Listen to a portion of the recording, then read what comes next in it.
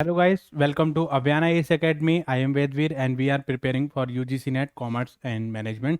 हमारी यूनिट चल रही है बिजनेस इकोनॉमिक्स और उसमें काफ़ी सारी चीज़ें हम लोग ऑलरेडी डिस्कस कर चुके हैं। तो जिन लोगों ने प्रीवियस वीडियो नहीं देखी हैं तो वो प्रीवियस वीडियोस को ज़रूर देखें, और जो लोग हमारे चैनल पर न्यू हैं वो हमारे चैनल को लाइक करें, शेयर करें, सब्सक्राइब करें। तो आज का जो हमारा टॉपिक है वो इम्पॉर्टेंट है एग्जामिनेशन पॉइंट ऑफ व्यू के लिए, क्योंकि इसमें से आपके क्वेश्चन आते ही आते हैं। ठीक है, तो चलिए बात करते हैं कॉस्ट फंक्शन इन इकोनॉमीज। मतलब हमारे जो कॉस्ट फंक्शन है वो किस तरीके से हमने चीज़ों को करेंगे, या जब हम इकोनॉमिक्स की बात करते हैं तो वहाँ पे कॉस्ट फंक्शन हमारा होना चाहिए। देखो, जब हमने प्रोडक्शन करी, प्रोडक्शन का मतलब क्या था? प्रोडक्शन में हमने क्या किया? रॉ मटेरियल को वर्क इन प्रोग्रेस में कन्वर्ट किया और वर्क इन प्रोग्रेस को फिनिश गुड में कन्वर्ट किया।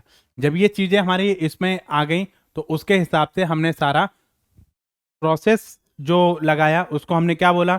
उसको हमने बोला कन्वर्जन प्रोसेस, या हमारा ट्रांसफॉर्मिंग प्रोसेस, या प्रोडक्शन प्रोसेस। लेकिन इन सब में हमारा क्या आएगा? खर्चा आएगा। वो जो खर्चा आएगा उसको हम क्या बोलेंगे? Cost function. जब हम शॉर्ट रन में प्रोडक्शन करेंगे तो हमारा खर्चा अलग आएगा, जब हम लॉन्ग रन में प्रोडक्शन करेंगे तो हमारा खर्चा अलग आएगा। वो जो खर्चा हम लगा रहे हैं डायरेक्टली या इनडायरेक्टली, उस चीज को हम क्या बोलेंगे? Cost function. ठीक है, ये चीज समझ आई? कॉस्ट फंक्शन का मतलब क्या है? कॉस्ट फंक्शन का मतलब है आप कितनी कॉस्ट इनकर्ड कर रहे हो, कितना आप खर्चा लगा रहे हो, different different factor of input लगा करके जो आपने प्रोडक्शन करी है उनका। ठीक है, तो कॉस्ट का मतलब क्या हुआ? कॉस्ट का मतलब हुआ वो सारा खर्चा जो आपने डायरेक्टली या इनडायरेक्टली इनकर्ड किया है एक चीज की प्रोडक्शन के लिए। ठीक है, तो उस चीज को हम क्या बोल देंगे? Cost function. चलिए बात करते हैं। तो कॉस्ट का मतलब क्या होता है? कॉस्ट का मतलब होता है monetary value. Monetary value of goods and services जो उनकी प्रोडक्शन में हमने लगाई है या जो उनकी प्रोडक्शन में हमने इनकर्ड करी है, तो उसको हम क्या बोल देंगे? Cost function. ठीक है, तो हमने जो भी चीज मतलब कंज्यूमर परचेज करेगा तो उसके बदले में क्या करेगा? वो एक वैल्यू पे करेगा। ठीक है, तो उसके हिसाब से हम जो है ये चीज हम किसके हिसाब से डिसाइड करेंगे? हम कॉस्ट के हिसाब से डिसाइड करेंगे कि कंज्यूमर को कितनी वैल्यू पे करनी है, क्योंकि बिना वैल्यू के तो हम उसको प्रोडक्ट देने से रहे। अब हमने प्रोडक्ट दिया और उससे वैल्यू कोई नहीं ली, तो हम कैसे डिसाइड करेंगे? ये हमारा पहले हमें ये चीज डिसाइड करना पड़ेगा वो प्रोडक्ट हमें कितने का पड़ रहा है, उसमें हम प्रॉफिट मार्जिन ऐड करेंगे, तब वो हमारा जो वो सेल वैल्यू डिसाइड होगी। यानी पहले आप कॉस्ट प्राइस डिसाइड करोगे, उसमें आप प्रॉफिट मोटिव आप अपना जो भी आप कमाना है वो आप ऐड करोगे, उसके बाद आपकी सेल वैल्यू आपकी बनती है, या जिसको हम प्राइस बोल देते हैं। प्राइस और कॉस्ट अलग अलग होती है। प्राइस और कॉस्ट दो अलग अलग चीज है। कॉस्ट का मतलब है डायरेक्टली या indirectly expenses. Cost plus profit is equal to price. ठीक है, तो ये चीज हमारी इसमें आ जाती है। या हम ये कह सकते हैं cost is the measure of alternative opportunity forgone in the choice of the one goods और एक्टिविटी ओवर द अदर। हमने कोई एक गुड्स को प्रोड्यूस करने के लिए बाकी चीज़ों का जो हमने सेक्रीफाइस किया है वो हमारा अपॉर्चुनिटी या ऑल्टरनेटिव्स जो हमने चूज किया है उसको हम क्या बोलेंगे? कॉस्ट की डेफिनेशन में कंसीडर कर लेंगे। तो कॉस्ट का मतलब क्या है कि ऑल द डायरेक्ट और indirect expenses that are occurred by the manufacturer for the production process. ठीक है, तो it is the sum of all the factor of production cost of all the direct and indirect expenses that is incurred for the production. ठीक है, तो इस चीज को हम क्या बोल देंगे? कॉस्ट बोल देंगे। देखिए, तो कौन कौन से ऐसे फैक्टर्स होते हैं जिसकी वजह से हमारे जो कॉस्ट है वो इफेक्ट करती है? कौन कौन से फैक्टर हो सकते हैं हमारे? Size of the plant. अगर साइज प्लांट का साइज हमारा छोटा होगा तो कॉस्ट कम आएगी। साइज ऑफ द प्लांट अगर आपका बड़ा होगा तो कॉस्ट आपकी ज्यादा आएगी। ठीक है, level of output. Level of output का मतलब क्या है? लेवल ऑफ आउटपुट अगर आपका कम है तो कॉस्ट कम आएगी। लेवल ऑफ आउटपुट अगर आपका ज्यादा है तो कॉस्ट आपकी ज्यादा आएगी। लेवल ऑफ आउटपुट मतलब आप 1000 यूनिट अगर आप बना रहे हो तो उसके हिसाब से जो चीज़ें उसमें रहेंगी, मतलब वेरिएबल यूनिट्स की अगर मैं बात करूं तो उसमें रॉ मटेरियल वगैरह उसी के हिसाब से लगेगा। 1000 यूनिट प्रोड्यूस करोगे तो रॉ मटेरियल कम लगेगा आपका। हाँ, मतलब अगर आप कहने का मतलब ये है कि अगर आप शॉर्ट रन में बात करोगे तो आपकी कॉस्ट अलग आएगी। लॉन्ग रन की बात करोगे तो आपकी कॉस्ट अलग आएगी। 1000 यूनिट पढ़ोगे, 1000 यूनिट बनाओगे तो उनकी कॉस्ट अलग आएगी। 5000 यूनिट बनाओगे तो उनकी कॉस्ट अलग आएगी। किस लेवल ऑफ आउटपुट की हम बात कर रहे हैं, ठीक है। नेक्स्ट है आपका price of the input. Input का प्राइस बढ़ेगा तो हमारी कॉस्ट बढ़ेगी, इनपुट का प्राइस घटेगा तो हमारी कॉस्ट घटेगी, ठीक है। उसके बाद है स्टेट ऑफ टेक्नोलॉजी। आप कौन सी टेक्नोलॉजी को आप यूज कर रहे हैं। आप अगर एडवांस टेक्नोलॉजी को यूज कर रहे हो खर्चा बढ़ेगा, अगर लो टेक्नोलॉजी यूज कर रहे हो, कम टेक्नोलॉजी को यूज कर रहे हो तो उसमें खर्चा आपका कम होगा। मतलब उसके हिसाब से चीजों को आप करोगे ना। अगर मान लो अगर आपकी टेक्नोलॉजी बढ़ेगी तो उतना खर्चा भी तो बढ़ेगा आपका। भाई एडवांस टेक्नोलॉजी लोगे तो उसमें खर्चा एक्सपेंड नहीं करोगे। जितनी चीजें आपके एडवांस होगी उतना खर्चा नहीं बढ़ेगा आपका। भाई एक चीज ये बताओ, सुनो मेरी बात। एक आप नॉर्मल फोन पहले लेते थे 1500 रुपए का, अब आपने एंड्रॉयड फोन लेने शुरू कर दिए। वो एंड्रॉयड फोन कितने का आ रहा है, 25,000 का। नो डाउट ये काम करेगा, नो डाउट ये काम करेगा, लेकिन खर्चा तो बढ़ा ना आपका।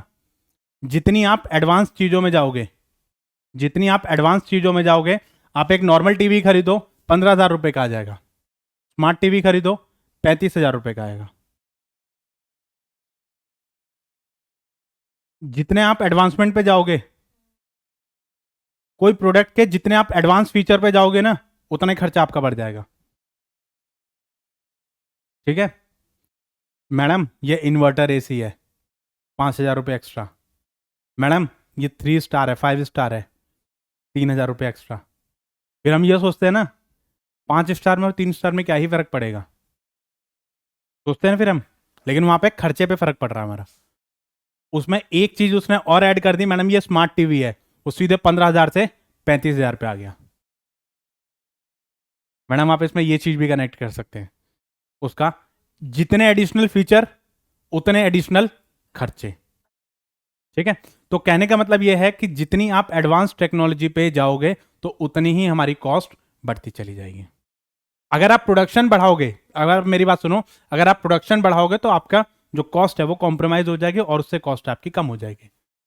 हाँ, ठीक है। Management and administrative efficiency. अगर आप 10,000 यूनिट बढ़ाओगे तो हो सकता है आप सही तरीके से मैनेज कर सको। अगर आप 10 लाख यूनिट बनाओगे तो उसी के हिसाब से आपकी कॉस्ट और मैनेजमेंट एफिशिएंसी इफेक्ट करेंगी। तो बेसिकली हम यहां पर उन फैक्टर्स की बात कर रहे हैं जिसकी वजह से हमारी कॉस्ट में चेंजेस आते हैं, ठीक है। तो ये सारी जो चीजें हैं वो हमारे क्या है, वो सारे फैक्टर्स हैं जिनको हम डिटरमाइन करते हैं फॉर द कॉस्ट फंक्शन।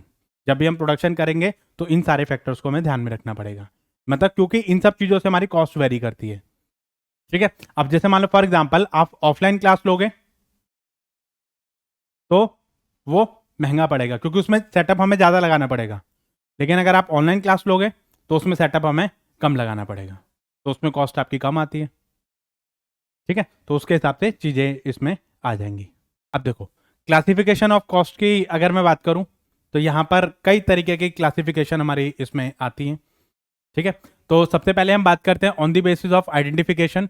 आप आइडेंटिफिकेशन की बात करो तो यहां पर दो तरह की कॉस्ट आती है, एक आती है डायरेक्ट कॉस्ट, एक आती है इनडायरेक्ट कॉस्ट। डायरेक्ट कॉस्ट क्या होती है, इनडायरेक्ट कॉस्ट क्या होती है।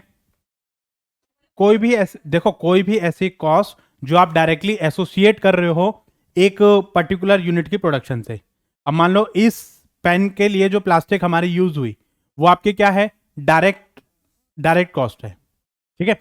और ऐसे ही कोई भी ऐसी कॉस्ट जो आप डायरेक्टली एसोसिएट नहीं कर सकते हो तो वो आपकी किस में आ जाएगी, इनडायरेक्ट कॉस्ट में आ जाएगी। जैसे मान लो फॉर एग्जांपल आपने फेविकॉल लिया और फेविकॉल से आपने मतलब जो है 10 चेयर आपने पेस्ट कर दी या 10 मटेरियल आपने पेस्ट कर दिए, तो उस एक का खर्चा आप एक चेयर से थोड़ी निकाल सकते हो, उसका खर्चा सब पे डिस्ट्रीब्यूट होगा। अब मान लो मैं 1 to 1 आपको बढ़ा रहा हूं तो उसमें मेरा जो खर्चा होगा वो आपकी सैलरी से या आपके जो फीस होगी उससे चार्ज किया जाएगा। अब मान लो मैं 50 स्टूडेंट को पढ़ा रहा हूं या 500 स्टूडेंट को पढ़ा रहा हूं तो मेरा खर्चा के खाली एक आपकी फीस से चार्ज नहीं किया जाएगा, उसमें प्रोपोर्शनेटली डिवाइड हो जाएगा। तो जो इंडिविजुअली जिसकी कॉस्ट आपने डायरेक्टली उस पर चार्ज कर ली वो हमारी डायरेक्ट कॉस्ट, जिसको आप डायरेक्टली प्रोपोर्शनेट नहीं कर सकते वो हमारी क्या हो जाएगी, इनडायरेक्ट कॉस्ट, ठीक है। उसके बाद आता है कंट्रोलेबल कॉस्ट और एक होती है अनकंट्रोलेबल कॉस्ट। कंट्रोलेबिलिटी के हिसाब से दो तरह की कॉस्ट होती है, कंट्रोलेबल कॉस्ट और अनकंट्रोलेबल कॉस्ट। कंट्रोलेबल कॉस्ट क्या होती है, जिसको हम कंट्रोल कर सकते हैं, जो हमारे लिमिट में रहती है, जो हमारी कंट्रोलेबल रहती है। अब अनकंट्रोलेबल कॉस्ट का मतलब क्या है? जो हमारे लिमिट से बाहर रहती है, वो मतलब आपकी बियॉन्ड द कंट्रोल है, उस चीज को आप नहीं रोक सकते। ठीक है, तो वो चीज आपकी आनी ही आनी है। टाइम पीरियड के हिसाब से अगर हम देखें तो दो तरीके की चीजें आती है, एक आती है हिस्टोरिकल कॉस्ट, एक होती है pre determined cost. Historical cost का मतलब क्या होता है? जो खर्चा आप कर चुके हो। ठीक है, प्री डिटरमाइंड कॉस्ट जो आप फ्यूचर में करने वाले हो, इसको हम फ्यूचर कॉस्ट भी बोलते हैं। हम जो खर्चा कर चुके हैं वो हमारा हिस्टोरिकल कॉस्ट, जो आप खर्चा करने वाले हो वो हमारा प्री डिटरमाइन कॉस्ट, या पहले से आप डिटरमाइन कर लो कि भाई कौन सा खर्चा करने वाले हो। आपको पता है कि भाई आपके घर में शादी है तो आप पहले से प्री डिटरमाइन करोगे। आपके घर में शादी थी, अब आप हिसाब लगा रहे हो कितना खर्चा हुआ। आपके घर में शादी थी, आपने शॉपिंग करी, फिर आप मतलब जो है पहले तो आप शॉपिंग करते गए, फिर आपने अकाउंट का बैलेंस चेक करा, फिर आपको लगा ओई ये क्या हो गया। ठीक है, ये जो खर्चा आपने कर दिया वो आपका हिस्टोरिकल। अब आप आज डिसाइड कर रहे हो कि आज की डेट में कभी अगले महीने आपके घर में शादी है या फरवरी में आपके घर में शादी है, तो आप ये डिसाइड करो भाई मेरा बजट है 1 लाख रुपए का, अब 1 लाख रुपए में मुझे सारी चीजें करनी है, अब मैं कैसे कैसे करूं। ठीक है, तो ये क्या है? Pre determine. अब आप सोच रहे हो कि भाई इतने की हल्दी, इतने की मेहंदी, इतने का देश, इतने का देश, इतने का देश। ठीक है, तो वो चीजें आप इस पे आ जाते हो। बिहेवियर के हिसाब से fix cost, variable cost, semi variable cost. Fix cost का मतलब क्या होता है? फिक्स कॉस्ट का मतलब वो फिक्स है, उससे आपको कोई मतलब नहीं है, आपका प्रोडक्शन से कोई मतलब नहीं है, it is irrespective of the profit. वो फिक्स है, वो आपका लगना ही लगना है। जैसे कार का इंश्योरेंस है, वो आपका लगना ही लगना है, रेंट है वो आपका लगना ही लगना है, वो चीजें फिक्स है, उससे कोई आपके आउटपुट से कोई मतलब नहीं है। आप जैसे फॉर एग्जाम्पल आपने जैसे कोई कार आपने परचेज करी तो उसका इंश्योरेंस पूरे साल भर का होगा, चाहे आप उसको चलाओ चाहे आपको मत चलाओ, चाहे आप उसको रोज चलाओ, दिन में चलाओ, रात में चलाओ, उससे कोई मतलब नहीं, बिल्कुल मत चलाओ तो वो तो फिर भी जाएगा आपका। ठीक है, वेरिएबल कॉस्ट का मतलब क्या होता है? जो वेरी करेगा with the level of output. Output बढ़ेगा तो आपकी वेरिएबल कॉस्ट भी बढ़ेगी। जैसे रॉ मटेरियल का खर्चा है, भाई प्रोडक्शन करोगे तो आउटपुट बढ़ेगा, मतलब आउटपुट प्रोडक्शन करोगे तो आपका रॉ मटेरियल लगेगा, नहीं करोगे तो नहीं लगेगा। पेट्रोल का खर्चा है, चलाओगे तो लगेगा, नहीं चलाओगे तो नहीं लगेगा, तो वो आपका वेरिएबल हो गया। एक हो गया आपका सेमी वेरिएबल। सेमी वेरिएबल का मतलब होता है कि जिसमें कुछ अमाउंट तक फिक्स रहेगा, उसके बाद आपका वेरिएबल रहेगा। मीटर का बिल देखा है? मीटर का बिल कैसे आता है? मैडम 200 यूनिट तक तो फ्री है, 200 से जितनी यूनिट ऊपर होंगी पर यूनिट 15 रुपीज या 20 रुपीज आपका चार्ज आएगा। ठीक है, तो वो जो फिक्स वाला है वो कुछ यूनिट तक फिक्स रहा और उसके ऊपर आपका वेरिएबल हो गया। तो फिक्स वाले में ग्राफ आपका ऐसे बनता है, वेरिएबल वाले में ग्राफ आपका ऐसे बनेगा। अगर मैं उसमें उसकी बात करूं, वेरिएबल वाले में आपका ऐसे बनेगा, लेकिन अगर मैं उसकी सेमी वेरिएबल की बात करता हूं तो उसमें ग्राफ आपका इस तरीके से बने, मतलब यहां तक फिक्स और उसके बाद आपका ऐसे आ गया। ठीक है, ये आपका वेरिएबल का है, मतलब जब प्रोडक्शन नहीं थी तो जीरो, जैसे जैसे प्रोडक्शन बढ़ी आपकी तो उसके हिसाब से ये चीजें भी आपकी बढ़ती चली जाएंगी। ठीक है, अब उसके बाद आ गया on the basis of production function की अगर मैं बात करूं तो मैन्युफैक्चरिंग कॉस्ट, जो आपने मैन्युफैक्चरिंग करी है उसका जो खर्चा आता है वो आपका मैन्युफैक्चरिंग कॉस्ट। एडमिनिस्ट्रेशन में जो आपने खर्चा, मैन्युफैक्चरिंग का मतलब उसको मैन्युफैक्चर करने का जो खर्चा आ रहा है, एडमिनिस्ट्रेशन मतलब कि आपका जो एडमिनिस्ट्रेशन का जो खर्चा आ रहा है, मतलब बाकी जो एडमिन करने का जो खर्चा आ रहा है आपका, जो बाकी को चीजें जैसे मतलब ऑफिस एंड एडमिनिस्ट्रेशन का जो खर्चा आ रहा है हमारा, वो सारा एडमिनिस्ट्रेशन में आ जाएगा। उसके बाद selling and distribution. Selling and distribution का मतलब क्या है? प्रमोशनल एक्टिविटीज वगैरह और एडवर्टीजमेंट वगैरह, और ये सारी चीजें आपकी आ रही है, उसको प्रमोट करने का जितना भी खर्चा आ रहा है वो सारा आपका सेलिंग एंड डिस्ट्रीब्यूशन में आ जाएगा। उसके बाद आता है research and development cost. Research and development cost मतलब क्या होता है? मतलब इसमें मतलब प्रोडक्शन करने से पहले आपने जो खर्चा करा उसके ऊपर रिसर्च जो करी है आपने, वो सारा रिसर्च एंड डेवलपमेंट के खर्चे में आ जाएगा। ठीक है, उसके बाद आपका आता है कुछ और बेसिस रहते हैं, जैसे आपका कन्वर्जन कॉस्ट है, एक फॉर्म से दूसरी फॉर्म में कन्वर्ट करने के लिए जो कॉस्ट आपकी लगी उसको कन्वर्जन कॉस्ट है। मतलब रॉ मटेरियल था आपका, रॉ मटेरियल से आपने वर्क इन प्रोग्रेस बनाया, वर्क इन प्रोग्रेस से फिनिश गुड बनाया, या उससे आपने कुछ और बना लिया, तो वो आपका कन्वर्जन कॉस्ट आती है। अब मान लो कोई मटेरियल आपका बच गया था, आपने क्या करा उससे कुछ और बना लिया, उसमें कुछ और ऐड करके वो आपकी कन्वर्जन कॉस्ट आ जाएगी। ठीक है। अब जैसे मान लो कई बार क्या होता है कि हमारे शादी ब्याह में जो कुछ चीज़ें हमारी बच जाती हैं एक्स्ट्रा, तो हम सोचते हैं कि भाई इससे ये बना लेंगे। जैसे मान लो पनीर बच गया, अब आप क्या करोगे? अब आप सोचोगे पनीर से ये बना लेंगे, ये बना लेंगे, ये बना लेंगे, ये बना लेंगे। ठीक है, तो उसमें कुछ चीज़ें ऐड करके तो उसमें आपने उसको यूज़ कर लिया। ठीक है, तो ऐसे ही नॉर्मल कॉस्ट जो नॉर्मली आप बियर करोगे किसी चीज़ को प्रोडक्शन करने के लिए, उसमें कोई एडिशनल कॉस्ट आपकी नहीं आती, नॉर्मल इतनी कॉस्ट आपकी आनी ही आनी है। ठीक है, अवॉइडेबल कॉस्ट, अनअवॉइडेबल कॉस्ट, ये सेम आपका वही है जो कंट्रोलेबल कॉस्ट और अनकंट्रोलेबल कॉस्ट था। ठीक है, हाँ, प्रोडक्ट कॉस्ट और आपकी पीरियड कॉस्ट। प्रोडक्ट कॉस्ट का मतलब है कि प्रोडक्ट से रिलेटेड जितना भी खर्चा होगा आपका वो प्रोडक्ट कॉस्ट में आ जाएगा। पीरियड कॉस्ट का मतलब है एक साल में, एक महीने में, 2 महीने में, 4 महीने में कितना आपने खर्चा करा इस पर्टिकुलर टाइम पीरियड के लिए, उसको बोलते हैं पीरियड कॉस्ट। ठीक है, तो ये चीजें आपकी इसमें आ जाती हैं। ठीक है, चलिए, तो इसमें हम बात करेंगे कुछ कॉस्ट को हम एक्सप्लेन करते हैं, जैसे एक्चुअल कॉस्ट और अपॉर्चुनिटी कॉस्ट। एक्चुअल कॉस्ट का मतलब क्या होता है? इतना खर्चा तो आपका है ही है, मतलब एक्चुअल में जो आपने खर्चा किया है, एक्चुअल में जो आपने चीजों को प्रोड्यूस किया है उसमें आपने जो खर्चा किया है उसको हम क्या बोलेंगे? Actual cost. Actual cost mean actually expenditure incurred on a producing goods and services. जो आपने वाकई में खर्चा किया है उसको हम क्या बोलेंगे? Actual cost. ठीक है, जैसे value of raw material, wages दिया आपने, रेंट दिया, सैलरी दिया आपने, इंटरेस्ट आपने पे किया। ठीक है, तो ये वो सारे खर्चे हैं जो आप एक्चुअली में पे कर रहे हो। ठीक है, और actual cost is also known as absolute cost और आउटले कॉस्ट और मनी कॉस्ट। ये खर्चा है जो आप दे रहे हो। अब मान लो मेट्रो से आप आए तो मेट्रो से आपने कन्वेंस अपना लगाया, या अपना पर्सनल व्हीकल से आए तो उसमें आपने खर्चा लगाया। ठीक है, तो वो जो खर्चा आपने किया, अब मान लो यहां से आप जाते टाइम आपने कुछ खाया पिया तो वो एक्चुअली आपका खर्चा है। ठीक है, तो जो खर्चा आपने किया वो एक्चुअल कॉस्ट है आपकी। ठीक है, नेक्स्ट है आपका अपॉर्चुनिटी कॉस्ट। अब ये अपॉर्चुनिटी कॉस्ट क्या होती है? हाँ, तो अपॉर्चुनिटी कॉस्ट का मतलब होता है cost of next best alternative. अब मान लो आपके पास एक ऑप्शन था ए, एक ऑप्शन था बी, तो मतलब एक ऑप्शन को आपने चूज कर लिया, ए ऑप्शन आपने चूज कर लिया, तो बी ऑप्शन को कहीं ना कहीं आप सेक्रीफाइस करोगे, तो वो जो आपने सेक्रीफाइस किया उसकी जो कॉस्ट आई आपके, उसको आप क्या बोलोगे? Opportunity cost. ठीक है, अब जैसे मान लो फॉर एग्जांपल आपको कोई चीज है, मतलब आपने मतलब जो है एक एमबीए करा या एमकॉम आपने करी, एमकॉम में मान लो आपका 1 लाख रुपए खर्च हुआ, एमबीए में आपके 5 लाख रुपए खर्च हुए। अब आप ये सोचो 5 लाख रुपए में तो इतने सारे काम कर सकती थी भाई। 5 लाख रुपए अगर आप इंटरेस्ट पे दे देते तो उससे आपका अच्छा खासा इंटरेस्ट आ जाता। अब आप सोचो 5 लाख रुपए मैंने एमबीए में मतलब लगा के वेस्ट कर दिया, इससे तो बेटर मुझे ये चीज रहती। तो कहीं ना कहीं मतलब एक चीज का एडवांटेज उठाने के लिए दूसरी चीज को आपने सेक्रीफाइस किया, उसकी जो कॉस्ट आपने बियर करी उसको आप क्या बोलोगे? Opportunity cost. ठीक है, अब आप सोचो यहां से मैं अपने घर तक पैदल चली जाती हूँ। ठीक है, तो अब आप सोचो कि मतलब जो है पैसे तो मेरे बच ही जाएंगे। ठीक है, ठीक है, तो वो चीज हमारी क्या है? अपॉर्चुनिटी कॉस्ट है।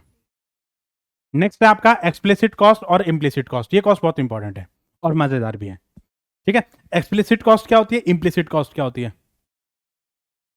अब सुनो मेरी बात। इम्प्लिसिट कॉस्ट का मतलब होता है ये खर्चे नहीं होते, ये इंप्लाइड होते हैं। ये खर्चे नहीं होते, ये इंप्लाइड होते हैं।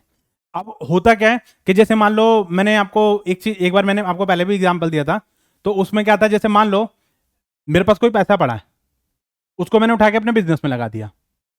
अब आप ये सोच रहे हो कि अगर इस पैसे को मैं बाहर देता, अगर इस पैसे को मैं बाहर देता तो बाहर से मेरा इंटरेस्ट आता, वो पैसा मैंने अपने बिजनेस में लगा दिया। ठीक है, इंटरेस्ट का मेरा नुकसान हो गया। सुनो मेरी बात, अगर वो पैसा मैं बाहर देता तो मेरा इंटरेस्ट आता, या अगर वो पैसा मैं बाहर से लेता तो मुझे इंटरेस्ट पे करना होता, तो मेरा खर्चा होता, होता ना। तो उसी खर्चे को अपने बुक्स ऑफ अकाउंट में दिखा दो। ठीक है, अब सुनो मेरी बात। मैंने अपना बिजनेस सेटअप किया, उसमें पैसा लगाया मैंने। ठीक है, जो मैं अपना ये सारा सेटअप कर रहा हूं, इसके बदले में क्या लूंगा? मैं प्रॉफिट लूंगा, लूंगा। ये मेरा हक है क्योंकि मैंने प्रॉफिट मतलब जो सारी चीजें एक्टिविटीज प्लान कर रही हैं। अब आप सुनो मेरी बात, वो जो मैंने सारा सेटअप किया, सेटअप के बदले में लूंगा प्रॉफिट। अब मैं जो ये माथापच्ची कर रहा हूं कि इसको दे, ये चीज कर, वो चीज कर, यहां से अरेंज कर, वहां से अरेंज कर, अगर इसकी जगह मैं एक मैनेजर को रखता तो मैनेजर सैलरी लेके जाता ना, तो मतलब मेरी मेहनत तो गधा मजदूरी हो गई, उसका तो कोई हिसाब ही नहीं है। अब आप अपने अकाउंट में लिखो सैलरी टू सेल्फ, या मैं अगर कहीं दूसरी जगह काम करता, इतनी जो माथापच्ची मैं कर रहा हूं, अगर मैं दूसरी जगह काम करता तब भी तो मुझे सैलरी मिलती, नहीं मिलती? मिलती ना। मतलब अपने ये रायते फैलाने के चक्कर में, रायता समेटने के चक्कर में मेरा क्या हुआ, मेरा सैलरी का तो नुकसान हो गया। तो आप उसमें लिखो सैलरी टू सेल्फ। ये खर्चा नहीं है, लेकिन फिर भी खर्चा कंसीडर किया जा रहा है। ये इंप्लाइड है। इंप्लाइड मतलब मान लेना। मान लो अगर ऐसा होता तो हम क्या करते। ठीक है। अब जैसे आप अपनी जाते ही अपनी मम्मी को बोलो, मान लो मम्मी आप अपने घर में एक काम वाली बाई रखते, तो वो भी तो पैसा लेके जाती, नहीं लेके जाती? अब आप मेरे से सारा दिन काम करवाते रहते हो, बर्तन धुलवाते हो, ये करवाते हो, वो करवाते हो। अब मेरी पगार डिसाइड करो कि 15K पर मंथ। अगर इतना देते हो तो मैं काम करूंगी, अगर इतना नहीं दोगे तो मैं काम नहीं करूंगी, क्योंकि मेरे सर ने मुझे इंप्लाइड कॉस्ट पढ़ा दिया आज। ठीक है, समझ आ गया? तो ये चीज मेरी क्या है, ये इंप्लाइड कॉस्ट है। हाँ, मतलब नॉट डायरेक्टली नहीं है। फिर आपकी मम्मी क्या बोलेंगी, तुम्हारे पापा ने तो मुझे आज तक नहीं दी, पहले मैं तुम्हारे पापा से लूंगी, फिर बेटा मैं तुम्हें दूंगी। ठीक है, तो ये चीज हमारी इसमें आ जाती है। ये खर्चा नहीं है, लेकिन फिर भी हम खर्चा मान लेते हैं कि भाई हम ये चीजें। अब मान लो मेरी कोई बिल्डिंग पड़ी थी, उसको मैंने क्या कर दिया, उसमें सेटअप लगा लिया, अपना बिजनेस स्टार्ट कर दिया। अब मैं ये चीज सोच रहा हूं कि अगर इस बिल्डिंग को मैं अपना सेटअप ना लगाता, मैं बाहर किसी रेंट पे देता, तो मेरा रेंट आता कि नहीं आता? ये अगर सोच लो मेरी बिल्डिंग ना होती, मैं किसी और की लेता, तब भी तो मैं उसको बिल्डिंग रेंट देता। तो आप खर्चे में डालो रेंट ऑफ द बिल्डिंग। कहने का मतलब यह है, इस जेब से पैसा निकाल करके इस जेब में डाल दो। वो सब क्या है, मेरा इंप्लाइड कॉस्ट है। जो खर्चा आपने एक्चुअल में किया है, वो नहीं रहे हो, वो खर्चा आपका एक्चुअल में है। जो खर्चा आपका एक्चुअल में है उसको क्या बोलोगे आप, एक्सप्लिसिट कॉस्ट। आपने बिल्डिंग का रेंट दिया है, आप उसको खर्चे में डालो। आपने सैलरी दी है, उसको खर्चे में डालो। आपने इंटरेस्ट पे किया है, उसको खर्चे में डालो। आपने प्रॉफिट जनरेट किया है, उसको आप उसमें अकाउंटिंग ट्रीटमेंट करो। मतलब जो आपका एक्चुअल में एक्सपेंडिचर है, उसको आप एक्चुअल उसमें डालो और उसको एक्सप्लिसिट कॉस्ट में कंसीडर करो। ठीक है, समझ आ गया? इंप्लिसिट का मतलब है इंप्लाइड। इंप्लाइड मतलब हम मान लेते हैं, अगर ऐसा होता तो हम ये करते। ठीक है, तो ये चीज हमारी इसमें आ जाती है। ठीक है, इसको हम इंप्यूटेड कॉस्ट भी बोल देते हैं। एक्सप्लिसिट का मतलब ही तो मैंने आपको बताया। एक्सप्लिसिट का मतलब क्या होता है, जो खर्चा आप एक्चुअल में कर रहे हो। मान लो आपने बिल्डिंग का रेंट पे किया, तो वो आपका एक्सप्लिसिट कॉस्ट है। आपने इसमें बिल्डिंग का रेंट दिया नहीं था, आपने बिल्डिंग का रेंट मान लिया था। ठीक है, मान लो भाई मैंने आपसे कैपिटल मैंने आपसे ली है, तो मैं उसको आपको मैं एक्चुअल में आपको इंटरेस्ट पे कर रहा हूं। ठीक है, तो वो अपना जो एक्चुअल में जो आप खर्चा कर रहे हो, वो आपका एक्सप्लिसिट है। ठीक है, नेक्स्ट देखिए, संक कॉस्ट और शटडाउन कॉस्ट। संक कॉस्ट क्या होती है? हाँ, जैसे संक कॉस्ट का मतलब है कोई ऐसा खर्चा जो पैसा आपका डूब गया, वो दोबारा से आपका रिकवर नहीं होगा। जैसे जो बिल्डिंग बनाने में जो खर्चा आया, उसको कहाँ रिकवर किया आपने? या पहले प्रोडक्शन करने से पहले जो आपने मतलब प्रिलिमिनरी एक्सपेंसेस जो आपने किए, या जो खर्चा आप रिकवर नहीं कर सकते, उसको हम क्या बोल देंगे, संक कॉस्ट। जो खर्चा आपका रिकवर नहीं हो सकता, उसको हम क्या बोलेंगे, sunk cost. Shutdown cost, shutdown cost का मतलब क्या होता है? ठीक है, अब जैसे हम ये कह सकते हैं कि जैसे संक कॉस्ट का मतलब इसमें आप ये कह सकते हो कि मान लो ऑपरेशन, मतलब जैसे investment of the machinery is an example of sunk cost. मतलब जैसे इन्वेस्टमेंट आपने एक बार कर दी, अब प्रोडक्शन बढ़ाओगे या प्रोडक्शन घटाओगे, तो उसका मशीनरी की कॉस्ट पे क्या फर्क पड़ेगा? उस पर कोई फर्क आपका नहीं पड़ना। जो खर्चा करना था वो आपने कर दिया है, उससे आप प्रोडक्शन बढ़ाओ या प्रोडक्शन घटाओ, उससे कोई फर्क आपका नहीं पड़ना है। कार है, कार का खर्चा आपका एक बार चला गया, उससे आप उसको चलाओ चाहे मत चलाओ, वो आपकी संक कॉस्ट है, वो आपकी रिकवर नहीं हो सकती है। ठीक है। शटडाउन कॉस्ट, शटडाउन कॉस्ट का मतलब क्या होता है? आप सोच रहे हो ये जो झमेला है, तामझाम है, इसको मैं बंद कर दूं। अब भैया बंद करना इतना आसान नहीं है। आप एसेट बेचोगे, लाइबिलिटी को पे ऑफ करोगे, तो उन सब का खर्चा आप देखोगे कि जैसे आप बिजनेस को सेटअप करते हो उस टाइम पे आपका खर्चा आता है, ऐसे ही आप बंद करते टाइम भी बहुत सारे खर्चे आते हैं। तो वो जो खर्चे आपके आते हैं, अब अगर आप ये सोचो कि बिजनेस को शटडाउन करना आंखें बंद करने के शटडाउन के बराबर नहीं है कि आपने आंखें बंद कर ली बिजनेस बंद हो गया। It is not just like that. आपको अपनी एसेट बेचनी पड़ेगी, अपनी लाइबिलिटी पे ऑफ करनी पड़ेगी। तो वो जो खर्चा आपका आएगा, उसमें आपका खर्चा आएगा, वो जो खर्चा आपका आता है उसको हम क्या बोलेंगे? Shutdown cost. ठीक है। अब जैसे मान लो आपने बिल्डिंग कोई मतलब वो करी थी, उसका आप हिसाब करोगे। ठीक है। आपने एसेट ले रखी थी, उसको आप बेचोगे, तो वो जो खर्चा आपका आएगा उसको हम बोलेंगे शटडाउन कॉस्ट। नेक्स्ट आता है डायरेक्ट कॉस्ट और इनडायरेक्ट कॉस्ट। ये मैंने आपको बता ही दिया है। जो आप डायरेक्टली आपकी इनकर्ड होती है उसको हम डायरेक्ट कॉस्ट बोलते हैं, जो इनडायरेक्ट आपकी आती है उसको हम इनडायरेक्ट कॉस्ट बोलते हैं। ठीक है। एक आता है फिक्स कॉस्ट, वेरिएबल कॉस्ट और टोटल कॉस्ट। फिक्स कॉस्ट का मतलब क्या होता है कि जो आपकी फिक्स रहेगी उसका लेवल ऑफ आउटपुट से कोई फर्क नहीं पड़ता है। और वेरिएबल कॉस्ट का मतलब क्या होता है? जो वेरी करती है with the level of output. ठीक है। फिक्स कॉस्ट का ग्राफ आपका कैसे बनेगा? ऐसे बनेगा। वेरिएबल कॉस्ट का ग्राफ आपका ऐसे बनेगा। और अगर मैं इन दोनों को कंपेयर कर दूं तो वो आपका इस तरीके से बनता है, टोटल कॉस्ट। ठीक है। तो इस तरीके से आपकी चीजें मूव करती हैं।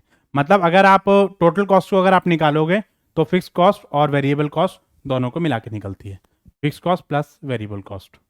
ठीक है। फिक्स कॉस्ट क्या करती है? It does not change with the relation of production volume. इसको हम ये भी कह सकते हैं, it is the cost at zero level of production. मतलब जब आपकी प्रोडक्शन नहीं है तब भी आपकी कॉस्ट लग रही है, उसको हम बोलेंगे फिक्स कॉस्ट। वो मतलब अगर आप प्रोडक्शन नहीं भी करोगे तब भी आपको देना है। ठीक है। वेरिएबल कॉस्ट आपकी वेरी करती है, चेंज करेगी with the level of output. मतलब जैसे जैसे आउटपुट बढ़ेगा तो ये कॉस्ट बढ़ेगी, आउटपुट घटेगा तो कॉस्ट घटेगी। जैसे मैंने पेट्रोल का एग्जांपल दिया था आपको, पेट्रोल अगर आप कार को यूज करोगे तो पेट्रोल यूज होगा, अगर कार को यूज नहीं करोगे तो पेट्रोल आपका यूज नहीं होगा। ठीक है। Nature fix cost are the time related, they remain constant for a period of time. 1 साल, 2 साल, 3 साल, 4 साल, 5 साल फिक्स रहती है। 1 महीने 2 महीने उनसे कोई मतलब नहीं है, फिक्स रहेंगे। वेरिएबल आपका जो है वो वॉल्यूम रिलेटेड होता है। वॉल्यूम बढ़ेगा, वॉल्यूम कांस्टेंट रखो, कॉस्ट बढ़ेगी नहीं। वॉल्यूम कम रखो, कॉस्ट कम हो जाएगी। वॉल्यूम बढ़ा दो, कॉस्ट बढ़ जाएगी। ठीक है। Total fix cost stay same, ये सेम रहती है, ये आपकी इंक्रीज और डिक्रीज होती है। जैसे रेंट है, एडवर्टाइजमेंट है, डेप्रिसिएशन है, इंश्योरेंस है, ये सब आपकी फिक्स कॉस्ट है। ठीक है। डायरेक्ट मटेरियल है, शुगर है, एग है, वुड है, सीमेंट। डायरेक्ट लेबर आपका ये जो वेजेस वगैरह हैं लेबर के, ये सब आपके क्या रहेंगे? वेरिएबल रहेंगे। ठीक है। Total cost, average cost, marginal cost, ये 3 चीजें आती हैं आपकी। Total cost, average cost, marginal cost. वो सेम वैसा ही आता है आपका। टोटल फिक्स कॉस्ट और टोटल वेरिएबल कॉस्ट को आप ऐड कर दो, टोटल कॉस्ट आ जाएगा। टीसी को आप नंबर ऑफ यूनिट से डिवाइड कर दो, क्वांटिटी से डिवाइड कर दो, एवरेज कॉस्ट आ जाएगा। और TC N minus TC N minus 1, तो इसको हम क्या बोल देंगे? मार्जिनल कॉस्ट बोल देंगे। डेल्टा, इसमें आप वो सेम चीज ये भी कर सकते हैं, delta TC divided by delta Q या एन। ठीक है। तो वो बाकी चीज आपकी सेम है, उसमें कोई दिक्कत आपकी नहीं है। अब हम बात करते हैं कॉस्ट फंक्शन की। कॉस्ट फंक्शन का मतलब क्या होता है? कॉस्ट फंक्शन भी एक फंक्शनल रिलेशनशिप होता है बीच में, किस चीज के बीच में, जो ये बताता है कि कितनी यूनिट पे हमारी कितनी क्वांटिटी पे कितनी कॉस्ट आ रही है। मान लो हमने जो है कॉस्ट आई हमारी 200 और हमारा फंक्शनल रिलेशनशिप दिखाएगा कितनी क्वांटिटी प्रोड्यूस करी। 200 यूनिट्स में हमने कितनी क्वांटिटी प्रोड्यूस करी है, वो हमारा फंक्शनल रिलेशनशिप को रिप्रेजेंट कर देगा कि कितनी क्वांटिटी पे हमारी कितनी कॉस्ट आ रही है। 50 यूनिट प्रोड्यूस करी तो हमारी कॉस्ट इतनी आ रही है, 1000 यूनिट प्रोड्यूस करी तो हमारी कॉस्ट इतनी आ रही है। नेक्स्ट है कॉस्ट कॉस्ट फंक्शन भी आप दो तरीके से डिवाइड कर सकते हो, शॉर्ट रन कॉस्ट और लॉन्ग रन कॉस्ट। दो तरीके से आप इसको एक्सप्लेन कर सकते हो कि शॉर्ट रन कॉस्ट क्या होती है और लॉन्ग रन कॉस्ट क्या होती है। देखिए, शॉर्ट रन का मतलब क्या होता है और लॉन्ग रन का मतलब क्या होता है। मतलब वो आपका सेम चीजें रहेंगे, जैसे मैंने आपको प्रोडक्शन में बताया था ना, ऐसी चीजें आपकी यहाँ पर रहेंगी। शॉर्ट रन में आपका कहता है कुछ कॉस्ट आपके फिक्स रहती है, कुछ कॉस्ट आपके वेरिएबल हो जाती है, तो वो शॉर्ट रन में आ जाएगा। तो यहाँ पर जो फिक्स वाली है वो तो आपकी फिक्स रहेगी, वो तो रिमेन कांस्टेंट रहेगी, और जो वेरिएबल वाली है वो वेरी करेगी with the level of output. तो इसमें दोनों कॉस्ट होती हैं, इसमें फिक्स कॉस्ट भी होती है और आपके वेरिएबल कॉस्ट भी होते हैं। तो इसमें जो टोटल कॉस्ट है वो आपकी कैसे निकलेगी, टोटल कॉस्ट आपकी निकलेगी total variable cost plus total fix cost. तो दोनों को निकाल के आपकी जो कॉस्ट है वो आप इनकर्ड करोगे। ठीक है, तो short term period where the time period is too short to expand the size of the industry, मतलब आप इंडस्ट्री के जो साइज है वो आप इंक्रीज नहीं कर सकते हो, और इसके हिसाब से जो चीजें हैं वो हमें क्या करनी पड़ेंगी, डिसाइड करनी पड़ेंगी। ठीक है, जैसे प्लांट का जो कैपिटल है वो आपकी सेम रहेगी, और बाकी जो आपका वेरिएबल उसकी कॉस्ट है, यानी जो आपका रॉ मटेरियल आप लगा रहे हो उसकी जो कॉस्ट आ रही है वो क्या रहेगी आपकी, वो वेरी करेगी with the level of output. ठीक है, जैसे cost output relationship in short run, अगर मैं शॉर्ट रन की बात करूं तो इसमें हमारा जैसे रॉ मटेरियल वगैरह है और लेबर है, ये तो आपका चेंजेस होंगे ही होंगे। जैसे लैंड है, बिल्डिंग है, प्लांट मशीनरी है, ये आपके फिक्स रहती है, ये तो खर्चा आपका लगने ही लगना है। जैसे इक्विपमेंट है, प्लांट है, मशीनरी है, ये खर्चा आपका वन टाइम हो जाएगा, तो इसमें ये तो आपका फिक्स रहेगा। और बाकी बचा आपका जैसे रॉ मटेरियल वगैरह का खर्चा है, वो आप प्रोडक्शन करोगे तो लगेगा, नहीं प्रोडक्शन करोगे तो नहीं लगेगा, वो उसके हिसाब से मूव करेगा। तो यहाँ पर हम ये चीज़ें इसमें देख लेते हैं। It means that short run is a period not sufficient to enough the expand the quantity of the fix input, मतलब इतना टाइम आपके पास नहीं है कि भाई आप इसको एक्सपेंड कर सको, शॉर्ट पीरियड का टाइम ही आपका रहेगा। ठीक है, तो इसमें टोटल कॉस्ट जो है आपकी short run is composed of two, total fix cost और टोटल वेरिएबल कॉस्ट। ये मैंने आपको दो चीजें बताई दी हैं कि इसमें दो चीजें आपकी रहेंगी, क्या, टोटल कॉस्ट जो कैसे निकलेगी, टोटल वेरिएबल कॉस्ट प्लस, ठीक है, तो इसमें टोटल कॉस्ट कैसे निकल जाएगी, टीएफसी प्लस टीवीसी। अगर मुझे टीएफसी निकालना है तो मैं इसको क्या करूंगा, इसको इधर ले जाऊंगा, मतलब टोटल कॉस्ट में से आप क्या माइनस कर दो, टीवीसी, तो आपकी क्या निकल जाएगी, टोटल फिक्स कॉस्ट निकल जाएगी। टीवी आ गया यहां पे। अगर मुझे मान लो टीवीसी निकालनी है तो मैं कैसे निकालूंगा, टोटल कॉस्ट में से टीएफसी माइनस कर दो। ठीक है, तो मैं इस तरीके से टीवीसी निकाल सकता हूं। तो कहने का मतलब है टोटल कॉस्ट का मतलब क्या है, टीएफसी उसमें हमारी, अच्छा मान लो टीएफसी टोटल फिक्स कॉस्ट मेरी जीरो हो गई, सुनो मेरी बात, कि अगर मान लो मेरी टीएफसी जीरो हो गई, ठीक है, मान लो मेरी टीएफसी जो वही जीरो हो गई, तो टोटल कॉस्ट जो मेरी किसके बराबर हो जाएगी, टीवीसी के बराबर हो जाएगी। फिक्स कॉस्ट जीरो नहीं होते, लेकिन एक कंडीशन मान के चल रहे कि इनकेस अगर मान लो फिक्स कॉस्ट अगर आपकी जीरो हो गई है, या हम ये कह सकते हैं कि भाई हमारा आउटपुट जीरो है, हमारा आउटपुट जीरो तो वेरिएबल कॉस्ट जीरो। मान लो हम कुछ भी जनरेट नहीं कर रहे हैं तो हमारी वेरिएबल कॉस्ट नहीं निकलेगी। ठीक है, तो अगर मान लो टोटल कॉस्ट जो है, अगर वेरिएबल कॉस्ट हमारी जीरो हो गई तो वो किसके बराबर हो जाएगी, टीएफसी के बराबर हो जाएगी, है ना। इसने क्या बोला, TC is equal to TFC when the output is zero. जब आउटपुट अगर आपका जीरो है तो वो किसके बराबर हो जाएगी, टीएफसी के बराबर हो जाएगी। ठीक है,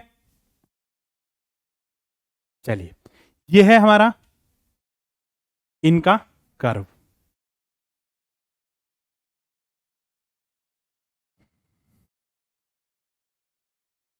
ये हमारा एबीसी कर्व है,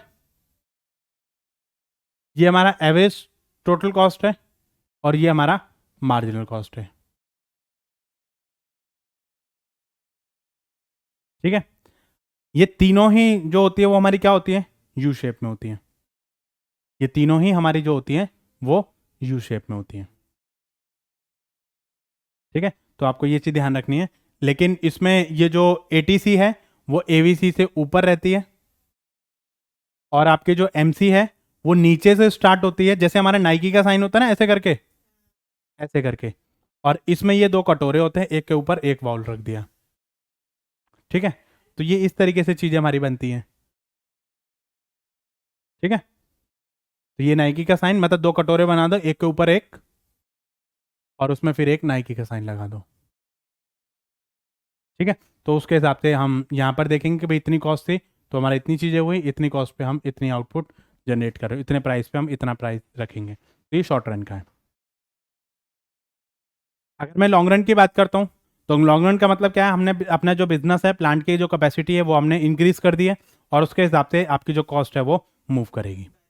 ठीक है, तो यहाँ पर फिक्स कॉस्ट कुछ भी नहीं है, सारी कॉस्ट क्या हो गई, वेरिएबल हो गई। और उसके हिसाब से जब आप कॉस्ट फंक्शन को आप डिराइव करते हो तो उसको हम क्या बोलेंगे, फंक्शन इन लॉन्ग रन। ठीक है, तो यहाँ पर आप जो है अपना इतना टाइम आपके पास है कि बिजनेस की जो कैपेसिटी है उसको आप इंप्रूव कर सकते हो। क्या अपनी जो प्लांट एंड मशीनरी है ये भी आपको इंप्रूव करनी पड़ेगी, मतलब प्रोडक्शन कैपेसिटी बढ़ेगी, आपकी प्रोडक्शन बढ़ेगा तो प्लांट एंड मशीनरी पे भी खर्चा करना पड़ेगा आपको, इक्विपमेंट पे भी खर्चा करना पड़ेगा, तो वो सब आपके बढ़ेंगे। ठीक है, तो उसके हिसाब से हम मूव करेंगे। ये शॉर्ट रन का ही है, ये वाला जो ग्राफ है ना, ये शॉर्ट रन का ही है, कि अगर आप फिक्स कॉस्ट को अगर आप दिखाओगे तो वो आपका यहाँ पर आ जाएगा। ठीक है, वेरिएबल कॉस्ट ये मैंने आपको बता ही दिया था, वो वेरिएबल कॉस्ट आपकी इस तरीके से जाती है, और अगर आप यहाँ पर दिखाओगे तो ये आपकी इस तरीके से जाती है। अच्छा, टोटल कॉस्ट कभी भी जीरो नहीं होगी, ये चीज़ ध्यान रख लेना, टोटल कॉस्ट कभी भी जीरो नहीं होगी। इसमें इन दोनों के सम से, मतलब जो जहाँ से आपकी फिक्स कॉस्ट स्टार्ट होगी वहीं से आपका टोटल कॉस्ट स्टार्ट होती है, क्योंकि कम से कम एटलीस्ट जो फिक्स कॉस्ट है उतना खर्चा तो आपका आना ही आना है, चाहे वेरिएबल आपकी जीरो हो जाए। जैसे जैसे वेरिएबल कॉस्ट बढ़ेगी तो ये कर्व भी आपका बढ़ता चला जाएगा। ठीक है, तो ये चीज़ें मतलब आपको ध्यान रखनी है। फिक्स कॉस्ट वाला तो फिक्स है, उससे लेवल ऑफ आउटपुट से कोई फर्क नहीं पड़ रहा है, 50 है तो 50 है। वेरिएबल कॉस्ट जैसे जैसे आप प्रोडक्शन बढ़ाओगे उसके हिसाब से वेरिएबल कॉस्ट आपकी बढ़ती चली जाएगी। जब ये दोनों बढ़ी तो इससे हमारी जो टोटल कॉस्ट है वो आपकी मूव करेगी। चलिए, अब ऐसे ही मैंने क्या करा, ये मैंने एवरेज कॉस्ट कर्व निकाल लिए, मैंने इतने आउटपुट पे देखा, फिर आउटपुट और बढ़ाया, फिर मैंने और बढ़ाया, फिर मैंने और बढ़ाया, फिर मैंने और बढ़ाया, ऐसे करके मैंने अलग अलग लेवल पे इनका कॉस्ट कर्व देख लिया कि इस लेवल पे कितना, मैंने 20 यूनिट बनाई तो मेरा की कॉस्ट कितनी आ रही है, 50 बनाई तो मेरी कॉस्ट कितनी है। इसका मतलब ये है ना, धीरे धीरे करके आउटपुट बढ़ा दो। अब मैंने क्या करा, अलग अलग लेवल पे ये चीज़ें मैंने इंडिकेट कर दी। ठीक है, इनका कॉस्ट कर्व मैंने निकाल लिया। जब ये चीज़ें आपने निकाल ली, इनके लोअर पॉइंट को आप देखो, इसका ये, इसका ये, इसका ये, इसका ये, इसका ये, इसका ये, सारे पॉइंटों को मिलाते हुए एक कर्व आपका बना लो। ठीक है, सबके लोअर पॉइंट को मिलाते हुए एक कर्व आपका बना लो। वो जो कर्व आपका बनेगा, long run average cost curve, long run average cost curve. और ये जो छोटे छोटे कटोरे से क्या है, ये मतलब जो है शॉर्ट रन का मतलब, अगर मैंने 1000 यूनिट बनाई तो मेरा कितना था, 1500 बनाई तो मेरे को कॉस्ट कितनी थी। धीरे धीरे मैं आउटपुट बढ़ा रहा हूं तो उसके हिसाब से मेरी कॉस्ट भी मूव करेगी। तो इसमें ये क्या कहता है कि धीरे धीरे जैसे आउटपुट बढ़ाया तो पहले कॉस्ट इस तरीके से आपकी मूव करेगी, पहले आपकी डाउन होती है, डाउन होती है, डाउन होती है, फिर आपकी कांस्टेंट हो जाती है, और कांस्टेंट होने के बाद फिर आपकी अगर आउटपुट आपका बढ़ेगा तो आपकी इंक्रीज होती चली जाएंगी। ये प्रोडक्शन में भी यही चीज़ थी कि धीरे धीरे मतलब प्रोडक्शन आपका मतलब जो है इंक्रीजिंग होता है तो कॉस्ट आपकी कम होगी, कांस्टेंट हो जाएगा तो यहाँ कॉस्ट आपकी मतलब जो कम हो जाएगी, लेकिन जैसे ही वहां पर प्रोडक्शन आपकी डिक्रीज होगी कॉस्ट आपकी बढ़नी शुरू हो जाएगी। ठीक है, तो वो चीज़ वो यहाँ से लिंक करेगा ये। ठीक है, कि जैसे जैसे प्रोडक्शन आपका बढ़ेगा तो कॉस्ट आपकी कम हो जाएगी, प्रोडक्शन कांस्टेंट तो ये कॉस्ट आपकी फ्लैट हो गई, कांस्टेंट हो गई, लेकिन प्रोडक्शन घटा तो यहाँ पर आपकी ये चीज़ें मूव करेगी। प्रोडक्शन और कॉस्ट में इसके हिसाब से आपका अपोजिट रिलेशन होता है। ठीक है, तो ये इस तरीके से हम जो वो मूव कर सकते हैं। अच्छा, शॉर्ट रन वाले में और लॉन्ग रन वाले में क्या फ़र्क है, उसमें मैंने आपको बताया कि उसमें जो कटोरे थे वो हमारे छोटे थे और एक नाइकी का साइन हमने बना रखा था। ठीक है, ये हमारा मार्जिनल कॉस्ट, ये ATC ABC। ठीक है, तो इस तरीके से हमने कॉस्ट कर्व बना रखा था। अब यहाँ पर हमारा लॉन्ग रन कॉस्ट बना, यहाँ पर हमने क्या करा, एक बड़ा बाउल लिया, मतलब छोटे छोटे आपको वो कर दिया। मतलब कहने का मतलब ये है कि ये बाउल इतना बड़ा है कि ये मतलब पहले आपकी लॉन्ग टाइम के लिए मतलब चीजें आपकी करेंगे, एकदम से ही सडन इंक्रीमेंट इसमें नहीं आएगा। मतलब फ्लैट ज्यादा देर रहेगा, ये मतलब ज्यादा फ्लैटर होता है as compare to short run. मतलब इसको देखो और इसको देखो, तो इसमें फ्लैटर में आपका फर्क रहेगा। इन सबकी शेप यू शेप की होती है। कई बार ये पूछता है कि इनकी शेप कैसी होती है, तो शेप का आपको ध्यान रखना है, ये आपके यू शेप में रहेंगे, ठीक है। और एमसी वाला जो है वो नाइकी के साइन की तरफ रहेगा। ओके, ठीक है। तो अब LAC curve envelope the short run average cost curve and therefore it is called the envelope cost. मतलब ये शॉर्ट रन जो एवरेज कॉस्ट होते हैं वहां से ये मिलके बनता है, तो शॉर्ट रन से ही हम लॉन्ग रन की कॉस्ट को ड्राइव करेंगे, ठीक है। Each point of the LAC is the point of tangency with the corresponding of the SSC. ये मैंने आपको बताया था कि इसका जो लोअर पॉइंट होगा, हर एक पॉइंट को मतलब जो है टेंजेंट रहेगा, आपका लोअर पॉइंट पे टच करेगा, ठीक है। इनके ये मैंने आपको स्टार्टिंग में बताया था, जब ये कर्व मैंने ड्राइव किया था, तो वहां पे जो लोअर पॉइंट है, पहले ये ग्राफ मतलब आप बना लो कि इतने पे हमारी कॉस्ट कितनी आ रही है, इतने पे कॉस्ट कितनी आ रही है, इतने पे कॉस्ट कितनी आ रही है। ये हमारा लेवल ऑफ आउटपुट है, ठीक है। तो कॉस्ट का फर्क आएगा आपका। तो जैसे जैसे इनके लोअर पॉइंट है, इनको आप डॉट कर लो और इनको मिलाते हुए एक फ्री हैंड कर्व आपका बना दो, ठीक है, ठीक है। तो ये चीज आपकी आती है, point of tangency on the following part of the SAC curve to the following to the left of the minimum point of the LAC. मतलब जैसे जैसे आप आगे बढ़ रहे हैं, तो इससे आपका मिनिमम पॉइंट आपको मिलता चला जाएगा। मतलब जो भी आपका मिनिमम पॉइंट होगा इनका, उस पर आप क्या करोगे, उनको पॉइंट को डिनोट करोगे, ठीक है।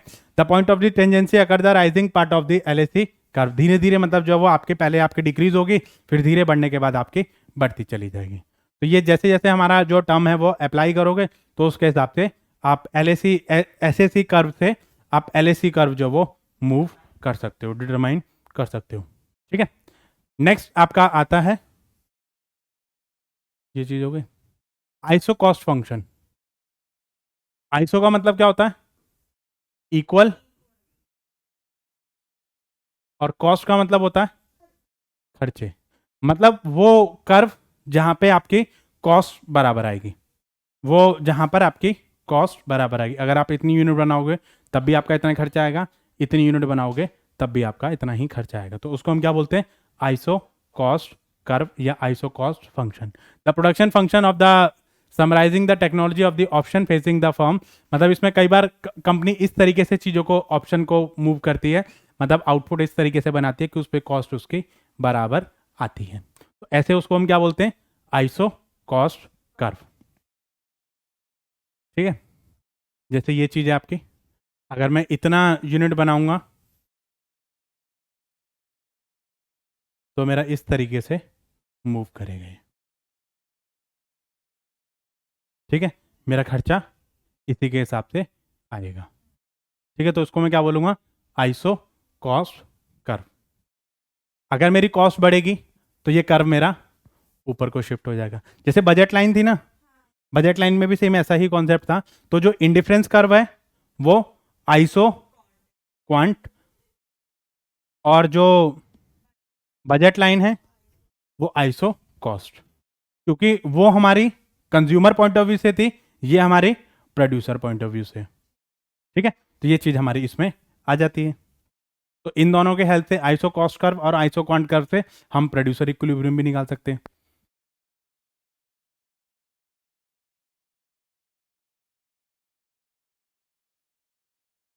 ऑब्वियस सी बात है, ये हमारा प्रोड्यूसर इक्विलिब्रियम हो गया।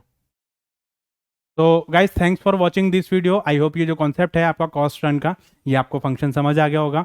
तो वीडियो कैसी लगी कमेंट सेक्शन में जरूर बताइए। इसमें कोई भी क्वेरी, कोई भी डाउट है तो आप इस वीडियो में कमेंट कर सकते हैं। आपको एक बेटर कॉन्सेप्ट प्रोवाइड करने के लिए जो भी आपके कमेंट आएंगे, हम उसको नेक्स्ट वीडियो में आपके पॉइंट को कंसीडर करेंगे। सो जो आपकी क्वेरीज हैं वो आप टाइप कर सकते हैं, और जिन लोगों ने प्रीवियस वीडियो नहीं देखी है तो वो भी आप प्रीवियस वीडियोस को जरूर देखें। इसमें हमारे छोटे मोटे टॉपिक आपके बचे हैं, तो हम लोग नेक्स्ट क्लास में उन टॉपिक्स को कवर करने के बाद हमारे जो बिजनेस इकोनॉमिक्स का जो कॉन्सेप्ट है वो हमारी एंटायर यूनिट हमारी कंप्लीट हो जाएगी। तो गाइस मिलते हैं जल्द ही नेक्स्ट वीडियो में। Thank you.